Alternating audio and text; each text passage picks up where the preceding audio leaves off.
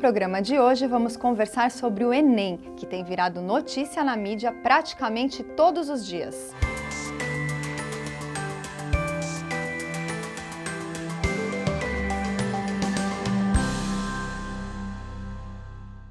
Olá, professora, tudo bem? Tudo bom, Vivian. Professora, por que as pessoas comentam que está acontecendo um desmonte no Enem? As políticas públicas, qualquer uma, elas não brotam do nada. Na verdade, elas são construídas, e implantadas, aperfeiçoadas por diferentes governos ao longo dos anos. A história do próprio MEC mostra isso. Então, o Ministério da Educação, conforme a gente conhece hoje, é uma instituição muito recente. Só em 1930, a educação ganhou status de ministério. Ele foi fundado por Vargas e se chamava Ministério da Educação e Saúde Pública e era responsável por esses dois assuntos. Mais tarde, em 1953, novamente no governo Vargas, foi criado o Ministério da Educação e Cultura com a sigla MEC, que é usada até hoje. Somente em 1995, no governo de Fernando Henrique Cardoso, o Ministério, então, passou a se dedicar exclusivamente à educação. O MEC, portanto, faz parte da administração pública direta, ou seja, está diretamente ligado ao governo federal. Portanto, o ministro responsável por um ministério exerce um cargo político, ou seja, ele é parte do poder executivo. Mas e o Enem, como se enquadra nessa história? O Exame Nacional do Ensino Médio, ele foi criado em 1998 e se tornou o maior vestibular do Brasil, o segundo do mundo, só perdendo para a China, E foi copiado por vários países. Então, ele é a porta de entrada dos milhares de estudantes do ensino médio para a faculdade. Mas nem sempre foi assim. Antes do Enem ser utilizado como meio de acesso à educação superior, os estudantes tinham que prestar o vestibular em cada faculdade do seu interesse. Eles enfrentavam os gastos, com as inscrições, em muitas faculdades, a estadia em diferentes cidades e o problema ainda de estudar conteúdos selecionados pelas diferentes universidades.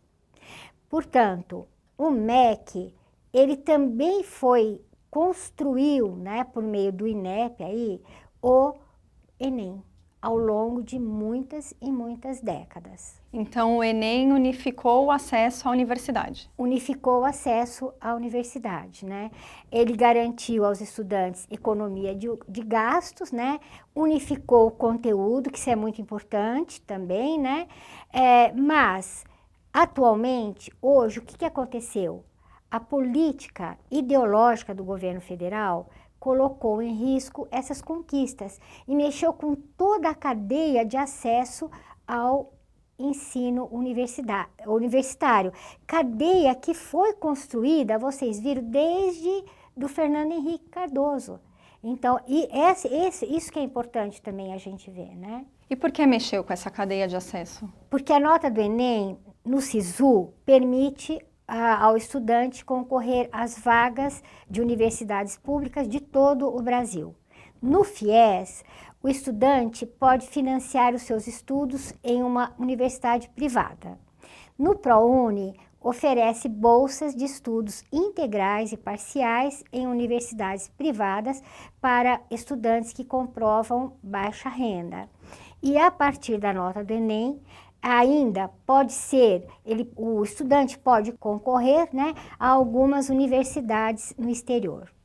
O estrago atingiu também o início do ano letivo em todas as faculdades, porque a suspensão desse processo, através dos recursos judiciais, da própria procuradoria, dos estudantes em geral, também criaram um caos também nas matrículas nas universidades. Professora, então o que aconteceu com o Enem foi falta de competência? Foi, mas também houve uma ideologização do processo, Muitos funcionários do INEP foram demitidos por manifestarem suas opiniões políticas nas redes sociais, durante as últimas eleições.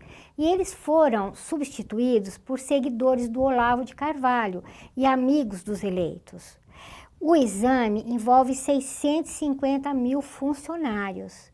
E o que aconteceu deve ter abalado a organização e a interação da equipe técnica, dificultando então a sua preparação, no sentido tanto de planejar como de executar a prova. Ou seja, professora, aqui voltamos a falar da importância do fortalecimento de um órgão público. Exatamente, é por aí, né? Veja, o Instituto Nacional de Estudos e Pesquisa, que é o INEP, né, que é responsável pelo Enem, ele teve 4 presidentes em um ano.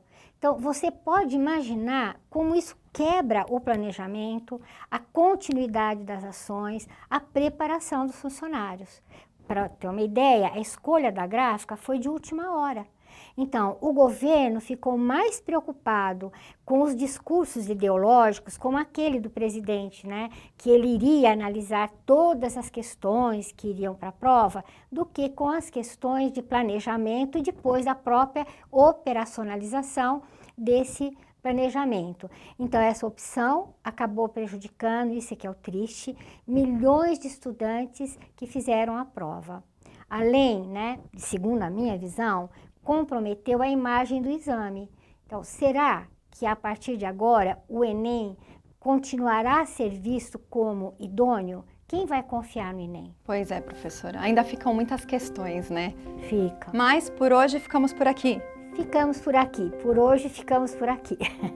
Mas a gente vai voltar a falar, né, de outros assuntos também relativos ao MEC, porque a gente está trabalhando aqui num fórum de educação, né? É isso aí, professora. Então, muito obrigada pela sua participação. Obrigado você, Vivian. E o Papo de Professor de hoje fica por aqui. Até o próximo programa.